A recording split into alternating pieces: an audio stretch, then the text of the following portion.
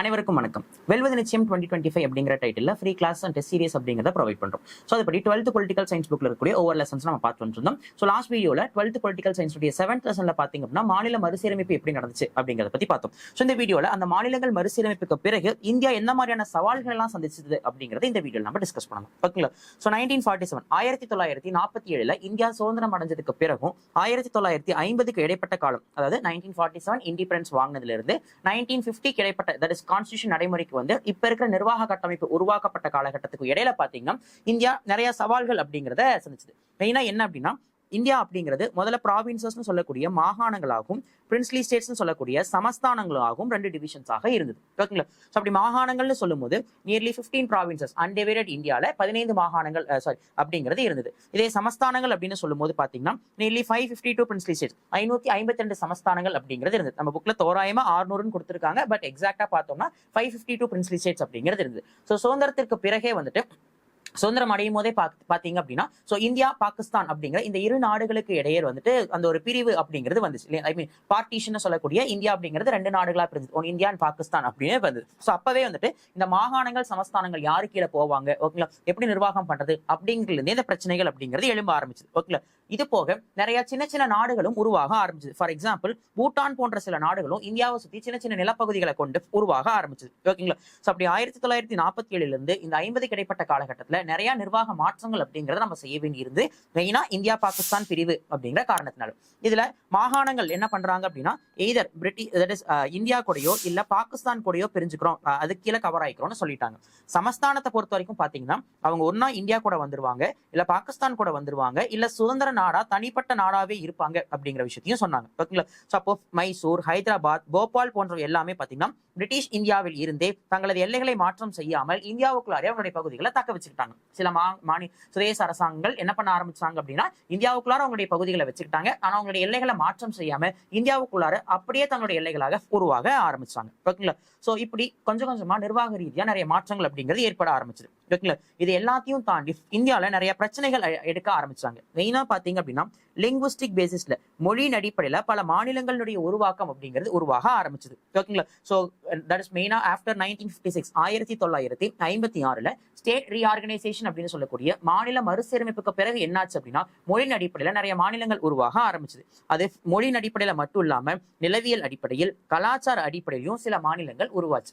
அப்போ ஒருங்கிணைந்த இந்தியாவாக இருந்தது கொஞ்சம் கொஞ்சமா என்ன ஆக ஆரம்பிச்சது அப்படின்னா மொழியின் அடிப்படையில, நிலத்தின் அடிப்படையில, கலாச்சாரத்தின் அடிப்படையில புதிய புதிய மாநிலங்களை உருவாச்சு. ஃபார் எக்ஸாம்பிள் பாத்தீங்க அப்படின்னா தெலுங்கு பேசக்கூடிய மக்களுக்கு மொழியின் அடிப்படையில ஆந்திர பிரதேஷ் உருவாச்சு அப்படின்னா, கலாச்சாரத்தின் அடிப்படையில 1987 கோவா அப்படிங்கிற தனி மாநிலம் உருவாச்சு. அதே நிலத்தின் அடிப்படையில மலைப்பகுதிகளை உள்ளடக்கி ஹிமாச்சல பிரதேசம் அப்படிங்கிற ஒரு மாநிலத்தை உருவாக்கி இருப்பாங்க. சோ இந்த மாதிரி டிஃப்ரெண்ட் ஸ்டேட்ஸ் எல்லாம் உருவாக ஆரம்பிச்சது.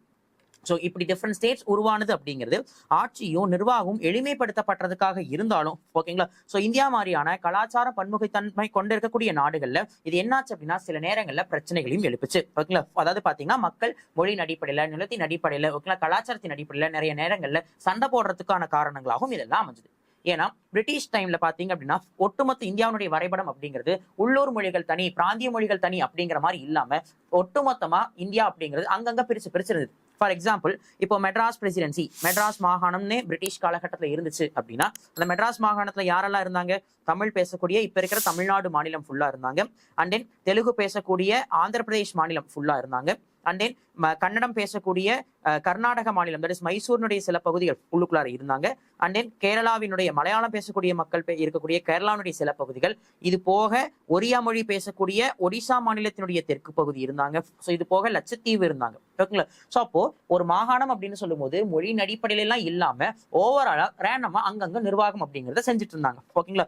இதுதான் 1956 1956 என்ன செய்யப்படுது அப்படின்னா மறுசீரமைப்பு அப்படிங்கிறது செய்யப்படுது. ஓகேங்களா? ஸோ அப்ப மாநில மறுசீரமைப்பு, ஸ்டேட் ரீஆர்கனைசேஷன் அப்படிங்கிறது எதை ரெப்ரசென்ட் பண்ணுது அப்படின்னா மாநிலங்களின் சுயாட்சியை பாதுகாப்பதுடன் மத்திய மாநில அரசுகளுக்கு இடையில் அதிகார சமநிலையை நிலவ செய்தது. அப்போ ஸ்டேட் ரீஆர்கனைசேஷன் அப்படிங்கிறது வெறும் ஸ்டேட் லிங்குவிஸ்டிக் பேசிஸ்ல பிரிக்கிறதோட மட்டும் இருந்தது கிடையாது. ஓகேங்களா? சோ ஸ்டேட்டுக்கான அட்டானமின்னு சொல்லக்கூடிய மாநில சுயாட்சி அதிகாரத்தை வழங்குறது. அண்ட் தென் சென்டர் ஸ்டேட் இடையில இருக்கக்கூடிய ரிலேஷன்ஷிப், மத்திய மாநில அரசுகளுக்கு இடையில இருக்கக்கூடிய உறவு முறையை வந்துட்டு நிலைநிறுத்த செய்யறது, இது எல்லாமும் கூட அந்த ஸ்டேட் ரீஆர்கனைசேஷனுடைய முக்கியமான பணி அப்படின்னே நம்ம சொல்லலாம். ஓகே. அப்படி இந்த மாதிரியான முக்கியமான பணிகள்ல ரொம்ப முக்கியத்துவம் வாய்ந்த லீடர்ஸா யார் கருதப்படுறாங்க அப்படின்னா, ஒன் இஸ் ஜவஹர்லால் நேரு, இன்னொருத்தர் சர்தார் வல்லபாய் பட்டேல். ஓகேங்களா? ஸோ ஜவஹர்லால் நேருவும் சர்தார் வல்லபாய் பட்டேலும் இந்த மாதிரி மொழியின் அடிப்படையில, ஓகேங்களா, நிலத்தின் அடிப்படையில, கலாச்சாரத்தின் அடிப்படையில பல பகுதிகளா இந்தியா பிரிஞ்சிருந்தாலும் இந்தியாவில நிறைய மத ரீதியான மோதல்களும் அந்த காலகட்டத்துல இருந்தது. ஓகேங்களா? ஸோ அது எல்லாத்தையுமே தீர்க்கறதுக்கு, அது எல்லாத்தையும் ஸ்மூத்தா கொண்டு போறதுக்கு, தேசத்தை கட்டமைப்பு செய்யறதுக்கு, நேஷனை பில்ட் பண்றதுக்கு முக்கிய காரணமா இருந்தவங்க யார் அப்படின்னா ஜவஹர்லால் நேருவும் சர்தார் வல்லபாய் பட்டேலும் முக்கிய பங்கு வகிச்சிருப்பாங்க. ஓகேங்களா? ஏன்னா ஜவஹர்லால் நேரு தான் பாத்தீங்க அப்படின்னா அப்ப பிரைம் மினிஸ்டரா இருந்திருப்பார். சர்தார் வல்லபாய் பட்டேல் தான் பாத்தீங்க அப்படின்னா டெபுட்டி பிரைம் மினிஸ்டர், துணை பிரதமரா இருந்திருப்பார். அது மட்டும் இல்லாம மாகாணங்களையும் சமஸ்தானங்களையும் ஒருங்கிணைக்கிற பணியிலையும் வல்லபாய் பட்டேல் இருந்திருப்பார். சோ அதனால தான் அவருடைய பிறந்த நாளை வந்துட்டு ஒற்றுமை நேஷனல் யூனிட்டி டே அப்படின்னு நம்ம செலிப்ரேட் பண்றோம். அவருடைய சிலையை வந்துட்டு ஒற்றுமையின் சிலைன்னு நம்ம சொல்றோம். இதெல்லாம் சொல்றதுக்கு ரீசன் தேசியத்தை கட்டமைச்சது, ஒற்றுமையை பயன்படுத்தி தேசத்தை கட்டமைச்சது முக்கியமான பங்கு இவங்க ரெண்டு லீடர்ஸ்க்கும் உண்டு. ஓகேங்களா? சோ அப்படி இருந்தாலும் அதுக்கு பிறகு 1947 பிறகு நாடு பிரிவினை அடைஞ்சதுக்கு பிறகும் ஆங்காங்கே நிறைய மோதல்கள் அப்படிங்கிறது இருந்துட்டு தான் இருந்தது. ஓகேங்களா? மெயினா மத ரீதியான மோதல்கள், இந்த மாதிரியான விஷயங்கள் அப்படிங்கிறது உருவாயிட்டு தான் இருந்தது. ஓகேங்களா? சோ பட் ஆனா அதெல்லாத்தையும் தாண்டி ஒற்றுமை கொண்ட நாட்டை உருவாக்கும் கனவு அப்படிங்கிறது அந்த காலகட்டத்து தலைவர்கள் கிட்ட இருந்தது. நாட்டை எப்படியாவது ஒருமைப்பாட்டோட இருக்கணும்னு சொல்லி கொண்டு வந்திருந்தாங்க. ஓகேங்களா? பட் ஆனா மொழி, இனம், மதத்தின் அடிப்படையில மேலும் மக்கள் என்ன பண்ண ஆரம்பிச்சாங்க அப்படின்னா பிளவுபட ஆரம்பிச்சாங்க. ஓகேங்களா? சோ அது என்னாச்சு அப்படின்னா நிறைய சவால்கள் இந்தியாவில உருவாக்குறதுக்கு அடித்தளம் அமைச்சது அப்படின்னே சொல்லலாம். அப்படி 1947 to 50 நிர்வாக ரீதியா உருவாக்குறதுக்கு மொழியின் அடிப்படையில நம்ம பிரிச்சாலும் நிறைய சவால்களை நம்ம ஃபேஸ் பண்றதா இருந்தது. அது எல்லாத்தையும் மீறிதான் தலைவர்கள் அந்த தேசத்தை கட்டமைச்சிருப்பாங்க. ஓகேங்களா? பட் இருந்தாலும் அதற்கு பிறகு நிறைய சவால்களை நம்ம ஃபேஸ் பண்ற மாதிரி இருந்தது. என்ன மாதிரியான சேலஞ்சஸ் பில்ட் பண்ற மாதிரி இருந்துச்சு அப்படின்னா, ஒரு மொழிக்காக ஒரு மாநிலத்தை உருவாக்குனதுக்கு பிறகு அதே மாதிரி மொழிக்காக வேறொரு மாநிலம் உருவாக்கணும் அப்படிங்கிற கோரிக்கையே எழும்ப ஆரம்பிச்சது. சோ தனி மாநில கோரிக்கைகளை எழும்ப ஆரம்பிச்சாங்க. ஈவன் இப்ப வரைக்கும் வடகிழக்கு மாநிலங்களா இருக்கிற மிசோரம், நாகாலாந்து, மணிப்பூர் போன்றவையில ஒவ்வொரு சமூக மக்களும் தங்களுக்கு தனி மாநிலம் வேணுங்கிற கோரிக்கை முன்வைக்கிறாங்க. அதே கர்நாடகாவில வடக்கு கர்நாடக பகுதியிலும், மகாராஷ்டிரால கிழக்கு மகாராஷ்டிரா மக்களும் எங்களுக்கு தனி ஸ்டேட் வேணும்னு சொல்றாங்க. உத்தரப்பிரதேஷ் போன்ற பெரிய மாநிலத்தை 4ஆ பிரிக்கணும்னு சொல்றாங்க. சோ அப்போ ஒரு மாநிலத்திலிருந்து இன்னொரு மாநிலம் பிரிக்கும் போது எங்களுக்கும் அந்த மாதிரி மாநிலம் வேணும் அப்படிங்கிற கோரிக்கை எழுந்துட்டு தான் வந்தது. ஓகேங்களா? பட் ஆனா கான்ஸ்டிடியூஷன் என்ன சொல்லுது அப்படின்னா அரசியல் தன்னாட்சின்னு சொல்லக்கூடிய பொலிட்டிக்கல் லிபர்ட்டியை வழங்குறது, பொலிட்டிக்கல் லிபர்ட்டி அவங்களுக்கு கொடுக்கறது உரிமை அப்படின்னும், அந்த உரிமை அவங்களுக்கு இருக்கு அப்படின்னும், அதுக்காக அவங்க போராடுறது தப்பு இல்லைன்னு தான் நம்ம கான்ஸ்டிடியூஷன் சொல்லியிருக்கு. ஓகேங்களா? சோ லிபர்ட்டி அப்படின்னு சொல்லும் போது, சுதந்திரம் அப்படின்னு சொல்லும் போது பொலிட்டிக்கல் லிபர்ட்டி, அரசியல் ரீதியான சுதந்திரம், தனித்தன்மையை வழங்குறது நம்மளுடைய கடமை, அதை பெறுவது அவங்களுடைய உரிமை அப்படின்னு கான்ஸ்டிடியூஷன் சொல்லியிருக்கு. ஓகேங்களா? சோ அப்போ புதுசா மாநிலங்கள் நிறைய உருவாக ஆரம்பிச்சது. அப்படி புதுசா மாநிலங்கள் உருவாக ஆரம்பிக்கும் போது ஆட்டோமேட்டிக்கா ரிசோர்சஸ், வளங்களும் என்ன செய்யப்படும் அப்படின்னா பகிர்ந்தளிக்கப்படணும் அப்படிங்கிறது இருந்துச்சு. ஓகேங்களா? வளங்களுக்கும் முக்கியத்துவம் அப்படிங்கறத கொடுத்திருந்தாங்க. பெரிய மாநிலங்களா அவங்க கிட்ட அதிகப்படியான வளங்கள் அப்படிங்கிறது இருந்தது. இதே சிறிய மாநிலங்களா பிரிகிறாங்க, அவங்க கிட்ட பாத்தீங்க அப்படின்னா வளங்கள் அப்படிங்கிறது ரொம்ப குறைவா இருந்தது. ஓகேங்களா? சோ அப்போ பெரிய மாநிலங்களுக்கும் சிறிய மாநிலங்களுக்கும் இடையில அந்த ஒரு சமநிலையை, சஸ்டைனபிலிட்டியை அட்டைன் பண்றதுக்காக கவர்மெண்ட் நிறைய மெஷர்ஸ் எடுக்க வேண்டியதா இருந்தது. மாநிலங்களை நம்ம பிரிக்கிறோம், பட் ஆனா எல்லா மாநிலங்களும் ஒரே சைஸ்ல இருக்கானா இல்ல. பெரிய ஸ்டேட்ஸ் இருக்கு, சின்ன ஸ்டேட்ஸ் இருக்கு. அப்போ ரிசோர்சஸும் அந்தந்த ஸ்டேட்ஸ்க்கு தகுந்த மாதிரி மாறுபடும். அப்ப அதனுடைய ஏற்றத்தாழ்வுகளை நம்ம குறைக்கிறதுக்கு கவர்மெண்ட் என்ன பண்ண வேண்டியது இருந்தா நிறைய ரெமிடிஸ், மெஷர்ஸ் எடுக்க வேண்டியதா இருந்தது. ஓகேங்களா? அதை உறுதிப்படுத்தக்கூடிய வேலையும் மத்திய அரசுக்கு இருந்தது. ஓகேங்களா? சோ குறைவான வளங்கள் இருக்கக்கூடிய மாநிலங்கள்ல அதிக முதலீடுகளை ஈர்க்கிறது, வளர்ச்சி திட்டங்களை செயல்படுத்துறது, ஓகேங்களா, வேலை வாய்ப்புகளுக்கான முன்னுரிமைகளை அளிக்கிறது. ஓகேங்களா? இந்த மாதிரி தான் சஸ்டைனபிலிட்டின்னு சொல்லக்கூடிய சமநிலை, ஒரு பெரிய மாநிலத்துக்கும் ஒரு சின்ன மாநிலத்துக்கும் இடையில இருக்கக்கூடிய அந்த சமமற்ற நிலையை சமநிலைப்படுத்துறதுக்கான வேலைகள்ல மத்திய அரசு அப்படிங்கிறது இருந்திருந்தாங்க. பட் இருந்தாலும் மாநிலங்கள் பல அளவுகளில் இருப்பதால் பெரிய மாநிலங்களை வளங்களை தங்களுக்கு தாங்களே கட்டுக்குள் வைத்துக் கொள்ள முயலும். ஓகேங்களா? ஆனா எல்லா மாநிலங்கள் கம்மியா இருக்குன்னா பிரச்சனை இல்லை. நிறைய மாநிலங்கள் இருக்கு, ஒவ்வொன்றும் ஒவ்வொரு மாதிரியான சைஸ்ல இருக்குங்கும் போது பெரிய ஸ்டேட்ஸ் அவங்களுடைய ரிசோர்ஸை அவங்களுக்குள்ளாரே வச்சுக்கணும்னு நினைச்சாங்க. இது என்னாச்சு அப்படின்னா சின்ன ஸ்டேட்ஸ் அவங்களுக்கான குரல்களை எழுப்புறாங்க. பெரிய மாநிலங்கள் அவங்களுடைய வளங்களை அவங்களே வச்சுக்கிறதுனால சின்ன மாநிலங்கள் அவங்களுக்கு தேவையான ரிசோர்சஸ் கிடைக்க மாட்டேங்குது அப்படிங்கறதுனால குரல் கொடுக்க ஆரம்பிச்சாங்க. இது என்னாச்சுன்னா மாநிலங்களுக்கு மத்தியில பொருளாதார ஏற்றத்தாழ்வு, எக்கனாமிக்கல் ரீதியா பாத்தீங்க அப்படின்னா ஒரு டிஸ்கிரிமினேஷன் சொல்லக்கூடிய ஏற்றத்தாழ்வுகளை உருவாக்க ஆரம்பிச்சது. ஓகேங்களா? சோ வளங்களை பயன்படுத்திக்கிறதுல மாநிலங்களுக்குள்ளாரையே பிரச்சனை வந்தது. மத்திய அரசுக்கும் மாநில அரசுக்கும் இடையில ப்ராப்ளம் வந்தது. அப்போ மொழியை உருவாக்குறது, மொழி அடிப்படையில மாநிலத்தை உருவாக்குறது ஒரு சவாலா இருந்ததுன்னா அதுக்கு பிறகு வளங்களை ஷேர் பண்ணிக்கிறதும் ஒரு மிகப்பெரிய சவாலாக இருந்துச்சு அப்படின்னே சொல்லலாம். ஓகே. சோ இது எல்லாத்தையும் தாண்டி பாத்தீங்க அப்படின்னா ஒரு அப்ப வளங்களை ஷேர் பண்ணிக்கிற பிரச்சனை வரும்போது பெரிய மாநிலங்கள் ஒரு மாதிரியும் சின்ன மாநிலங்கள் ஒரு மாதிரியும் அந்த ஏற்றத்தாழ்வுகள் உருவாகுது. அப்ப என்ன பண்றாங்கன்னா சின்ன மாநிலங்கள் அவங்களுக்குள்ளாரையே பாத்தீங்க அப்படின்னா நாம இன்னும் வளர்ச்சி அடையணும் அப்படின்னு சொல்லிட்டு நிறைய பிரிவுகளா உருவாக ஆரம்பிக்கிறாங்க. ஓகேங்களா? சோ அப்படி பிரிவுகளா உருவாக ஆரம்பிக்கும் போது என்ன ஆகுதுன்னா மொழியின் அடிப்படையில பிரிஞ்சிருந்தவங்க கொஞ்சம் கொஞ்சமா மதம், ஜாதி, இனம்னு சொல்லிட்டு நிறைய ஸ்பிளிட் போட வர ஆரம்பிக்கிறாங்க. ஓகேங்களா? சோ அப்படி தேசிய அடையாள மற்றும் மொழி கலாச்சார அடையாளங்களுக்கு இடையே உள்ள நிலை பற்றி நிறைய விவாதங்கள் அப்படிங்கிறது அந்த காலகட்டங்களில் எழுந்துச்சு. மெயினா அஸ்ஸாம்ல போடோ அப்படிங்கிற இனத்துக்கும் கர்நாடகாவில் கூர்க் இடமும் இதுக்கு ஒரு எக்ஸாம்பிள் அப்படின்னு சொல்லலாம். ஒரே மாநிலம் ஆனா டிஃப்ரெண்ட் ரேசஸ் இருந்தாங்க, அவங்களுக்குள்ளாரே நிறைய மாற்றங்கள் அப்படிங்கிறது இருந்துச்சு அப்படின்னு சொல்லலாம். ஓகேங்களா? ஸோ பட் இருந்தாலும் மொழியின் அடிப்படையில் மாநிலங்களை பிரிச்சதுனால 1950லேயே அலுவல் மொழியாக அதிகாரப்பூர்வமா அங்கீகரிக்கப்பட்ட மொழியா 14 லாங்குவேஜஸ் 14 மொழிகள் அப்படிங்கிறத கான்ஸ்டிடியூஷன் 8th ஷெட்யூல் ஆட் பண்ணாங்க. அது இப்போ 22 லாங்குவேஜஸா 22 மொழிகளாக இருக்கு. மொழியின் அடிப்படையில் மாநிலங்களை பிரிச்சது அப்போதைக்கு என்ன சவால்களை ஏற்படுத்துச்சுன்னா வளங்களை ஸ்பிளிட் அப் பண்ணிக்கிறது ஒரு மிகப்பெரிய சவால்களை ஏற்படுத்துச்சு. அதுக்கு அடுத்தது எல்லைகள். ஸோ மாநிலங்களை பிரிக்கும் போது அதனுடைய பவுண்டரிஸ்னாலையும் நிறைய பிரச்சனைகள் அப்படிங்கிறது எழும்புச்சு அப்படின்னு சொல்லலாம். ஓகேங்களா? ஏன்னா முதல்ல சுதேச அரசுகள் பிரின்ஸ்லி ஸ்டேட்ஸ் இருந்தாங்க. அந்த பிரின்ஸ்லி ஸ்டேட்ஸ் என்ன பண்றாங்க, ஏதோ ஒரு மாநிலத்தோட இணைச்சுக்கிறாங்க. ஆனா அந்த பிரின்ஸ்லி ஸ்டேட்ஸ்ல பல லாங்குவேஜஸ் இருக்கு அப்படிங்கும் போது ஒரு மாநிலத்துல ஒரு மொழி தான் இல்லாம பல மொழிகள் இருக்கு அப்படிங்கும் போது எல்லை ரீதியான பிரச்சனைகள் அப்படிங்கிறது எழும்ப ஆரம்பிச்சது. மெயினா பாத்தீங்கன்னா கர்நாடகாவுக்கும் மகாராஷ்டிராக்கு இடையிலையும், ஓகேங்களா, அண்ட் தென் மகாராஷ்டிராக்கும் குஜராத்துக்கு இடையிலையும், ஹரியானா பஞ்சாப்க்கு இடையிலையும், ஒரிசா வெஸ்ட் பெங்காலுக்கு இடையிலையும், ஈவன் ஆந்திரா தமிழ்நாட்டுக்கு இடையிலையும் பாத்தீங்க அப்படின்னா மொழி ரீதியான ப்ராப்ளம்ஸ் அப்படிங்கிறது அரைஸ் ஆச்சு. ஈவன் நம்ம தமிழ்நாடு மெட்ராஸ் மாநிலத்திலிருந்து தெலுங்கு பேசக்கூடிய மக்களுக்கு ஆந்திர பிரதேஷ் பிரிக்கும் போது சென்னை தான் ஆந்திராவுடைய கேபிட்டலா இருக்கணும் அப்படின்னு சொல்லிட்டு சில மக்கள் போராட்டம் நடத்தினாங்க. ஓகேங்களா? ஸோ ஏன்னா சென்னை மற்றும் வட மாவட்டங்களுடைய பல பகுதிகளில் தெலுங்கு பேசக்கூடிய மக்கள் இருந்தாங்க. பெரும்பாலானவங்க தமிழர்களா இருந்தாலும் தெலுங்கு பேசுறவங்க இருந்தாங்க.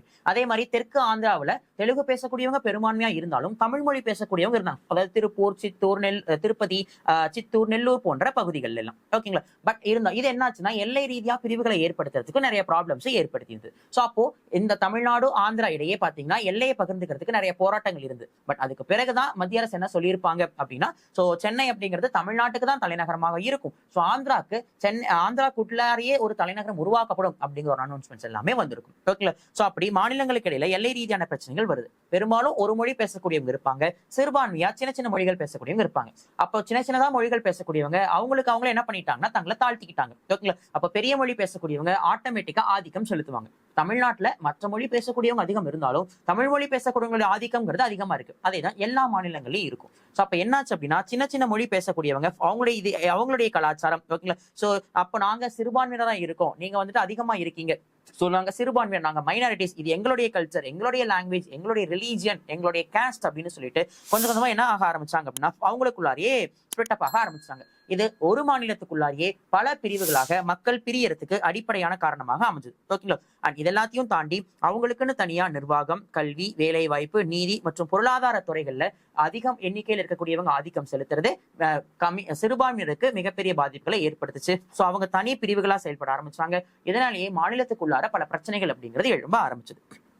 சோ இதனுடைய விளைவு என்ன ஸ்டார்ட் ஆச்சு அப்படின்னா ரீஜனல் பார்ட்டிஸ்னு சொல்லக்கூடிய பிராந்திய கட்சிகளுடைய ஆதிக்கம் அப்படிங்கிறது அதிகரிக்க ஸ்டார்ட் ஆச்சு. ஓகேங்களா? சோ இப்போ தெலுங்கு பேசக்கூடிய மக்களுக்கு ஆந்திர பிரதேஷ் உருவானதுக்கு பிறகு தமிழ்நாட்டுல தமிழ் மொழி பேசக்கூடிய மக்களுக்காகவும் தமிழ் பீப்புளுடைய வெல்ஃபேருக்காகவும் பாத்தீங்க அப்படின்னா மெயினா வந்துட்டு திராவிடியன் பார்ட்டிஸ், டிஎம்கே, ஏடிஎம்கே மாதிரியான திராவிட கட்சிகளுடைய வளர்ச்சி அப்படிங்கிறது இருந்தது. அப்போ ஒரு குறிப்பிட்ட மக்களினுடைய வளர்ச்சிக்காக அந்தந்த பகுதிகளில் பிராந்திய கட்சிகள் டெவலப் ஆக ஆரம்பிச்சாங்க. அப்போ தொடக்க காலகட்டத்துல காங்கிரஸ், கம்யூனிஸ்ட் மாதிரியான தேசிய அளவிலான கட்சிகள் ஆதிக்கம் செலுத்திட்டு இருந்த மாநிலங்கள்ல எந்தெந்த மாநிலத்திற்கெல்லாம் தனி மொழி இருக்கோ எந்தெந்த மாநிலம் மொழியின் அடிப்படையில பிரிக்கப்பட்டிருந்ததோ அந்தந்த மாநிலத்துக்குள்ளார பாத்தீங்க அப்படின்னா பிராந்திய கட்சிகளுடைய வளர்ச்சி அதிகம் இருந்தது. ஈவன் தமிழ்நாட்டில் இப்ப திராவிட கட்சிகள், ஆந்திரால தெலுங்கு தேசம், ஒய்எஸ்ஆர் காங்கிரஸ், இந்த மாதிரி ஒவ்வொரு மாநிலங்கள்லயும் பிராந்திய கட்சிகளுடைய வளர்ச்சி அந்த மக்களுக்கு ஏதாவது ஒரு நல்லது செய்யணும் அப்படிங்கிற ஒரு காரணத்துக்காக உருவாச்சு.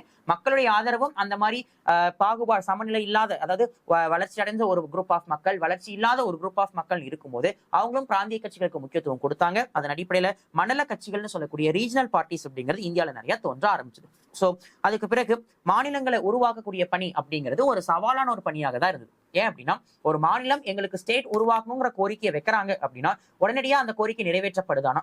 கிடையாது. இப்ப ஆந்திரால இருந்து தெலுங்கானாவை உருவாக்கி இருக்காங்கன்னா நீண்ட நெடிய போராட்டத்துக்கு பிறகுதான் 2014 தெலுங்கானா உருவாச்சு. ஏன் அப்படின்னா அதை உருவாக்குற ப்ராசஸும் பாத்தீங்க அப்படின்னா ஒரு பெரிய ப்ராசஸா இருந்தது. என்ன அப்படின்னா ஃபர்ஸ்ட் ஒரு மாநிலத்தை உருவாக்கணும், இல்ல மாநிலத்துடைய பேர் மாத்தணும், ஓகேங்களா, ஒரு ஸ்டேட்டை ஃபார்ம் பண்ணணும் அப்படின்னாலோ, இல்ல ஸ்டேட்னுடைய நேமை சேஞ்ச் பண்ணணும் அப்படின்னாலோ, இல்ல பவுண்டரிஸ் எல்லைகளை மறுவரையறை செய்யணும், எல்லையை மாத்தணும்னாலோ, இது எல்லாத்தையும் இனிஷியல் டெசிஷன் யார் எடுப்பாங்கன்னா ஸ்டேட் லெஜிஸ்லேச்சர், அந்த மாநில சட்டமன்றம் ரெசல்யூஷன் தீர்மானம் அப்படிங்கிறத போடணும். அந்த மாநில சட்டமன்றம் தீர்மானத்தை போட்டு அதை எங்க அனுப்பிச்சு வைக்கணும் அப்படின்னா that will be moved to the parliament, நாடாளுமன்றத்துக்கு அனுப்புவாங்க. சோ பார்லிமெண்ட் தான் ஃபைனல் டெசிஷன் சொல்லக்கூடிய இறுதி முடிவு எடுக்கக்கூடிய அதிகாரத்துல இருக்கிறவங்களா இருப்பாங்க. சோ அப்போ முதல்ல ஒரு மாநிலத்தினுடைய பெயர் மாற்றமா இருந்தாலும் எல்லையை மாத்திரதா இருந்தாலும் மாநில பிரிவினையா இருந்தாலும் முதல்ல ரெசல்யூஷன் பாஸ் பண்ண வேண்டியது எங்கேயா இருக்கும்னா ஸ்டேட் லெஜிஸ்லேச்சர், மாநில சட்டமன்றத்துல தான் தீர்மானம் நிறைவேற்ற மாதிரி இருக்கும். ஓகேங்களா? ஆனா அந்த தீர்மானத்தை நிறைவேற்றதுக்கு பிறகு அது எல்லாத்தையும் டெசிஷன் எடுக்கக்கூடிய ஃபைனல் பவர் யாருக்கு போயிடும் அப்படின்னா நாடாளுமன்றத்துக்கு போயிடும். ஓகேங்களா? சோ பார்லிமெண்ட்டுக்கு போனதுக்கு பிறகு பார்லிமெண்ட் அந்த டெசிஷன் பில் பாஸ் பண்ணி அதை யாருக்கு அனுப்புவாங்க? குடியரசுத் தலைவருக்கு அனுப்புவாங்க. சோ அதற்கு பிறகு குடியரசுத் தலைவர் ஒப்புதல் கொடுத்தாதான் தனி மாநிலங்கள் உருவாகும். அப்போ மாநிலம் உருவாக்கம்ங்கிறதுக்கு பின்னாடியும் பெரிய சவால்கள் இருந்து அதை உருவாக்குனதுக்கு பிறகும் நிறைய சவால்கள் இருந்தது. ஈவன் கான்ஸ்டிடியூஷன் சொல்லி இருக்கிற அந்த உருவாக்குறதுக்கான ப்ரொசீஜரும் பாத்தீங்கன்னா பெரிய சவால்களோட தான் இருந்தது. அப்போ உருவாக்குறதுக்கு முன்னாடி மொழியின் அடிப்படையில உருவாக்கணும்னு சொன்னாங்க. உருவாக்குனதுக்கு பிறகு அந்த மொழி அந்த ஒரு மாநிலத்துக்குள்ளாரியே பல சவால்கள், நிர்வாக ரீதியா வளங்களை ஷேர் பண்ணிக்கிறதா இருக்கட்டும், ஓகேங்களா? சோ எல்லைகளை பவுண்டரிஸ் ஷேர் பண்ணிக்கிறதா இருக்கட்டும், இது சார்ந்த விஷயங்கள பிரச்சனை இருந்தது. அண்ட் ஃபைனலா இதனால பாத்தீங்க அப்படின்னா நாடாளுமன்றம் அந்த பில் எப்படி பாஸ் பண்ணி ஆக்டா கொண்டு வராங்க அப்படிங்கிற வரைக்கும் பாத்தீங்க அப்படின்னா ஒரு பெரிய சவால்களான சேலஞ்சஸ் மேக் பண்ற மாதிரியா தான் இருந்தது. பட் இது எல்லாத்தையும் தாண்டி தான் நம்ம நேஷன் அப்படிங்கிறது பில்ட் பண்ணப்பட்டிருக்கு. ஓகேங்களா? சோ இந்த வீடியோல எப்படி வந்துட்டு தேசியம் நிறைய சவால்களை சந்திச்சது, அது எப்படி கட்டமைச்சாங்க அப்படிங்கறத பார்த்தோம். ஓகேங்களா? சோ அப்படி அந்த நேஷன் பில்டிங்ல சமூக, பொருளாதார மற்றும் அரசியல் சவால்கள், எக்கனாமிக்கலா, சோசியலா அண்ட் பொலிட்டிக்கல் ரீதியா என்னென்ன சேலஞ்சஸ் நம்ம ஃபேஸ் பண்ணோம் அப்படிங்கறத அடுத்த வீடியோல நம்ம டிஸ்கஸ் பண்ணலாம். Thank you all.